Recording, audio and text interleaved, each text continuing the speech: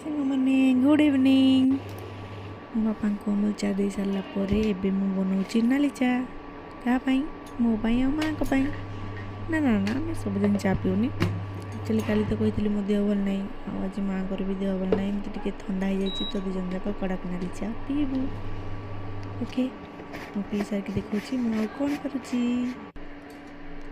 देख मु पुणी आसगली रोसे घर को कहीं आसली पिठा करने कि पिठा बंधाकोबी पिठा।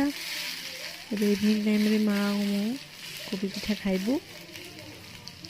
तापर पुणी रात खावाई कौन करी निहती तो किसी करने को पड़ो बीन्स भजा राति बीन्स भजा और पखाड़ भात समस्ते खाइबू। पिठा हवा भितर फ्रिज रू काढ़ी गोटे खजरा खाईदेली। खजरा हूँ मोर ऑल टाइम फेवरेट मत बहुत भल लगे तो मुझे गोटे खाईदेली। एबे सरला या पर तो आम खाइबू आ शोबू तो से मुझे मो ब्लॉग को एंड करुच्ची। गुड नाइट जय जगन्नाथ टाटा।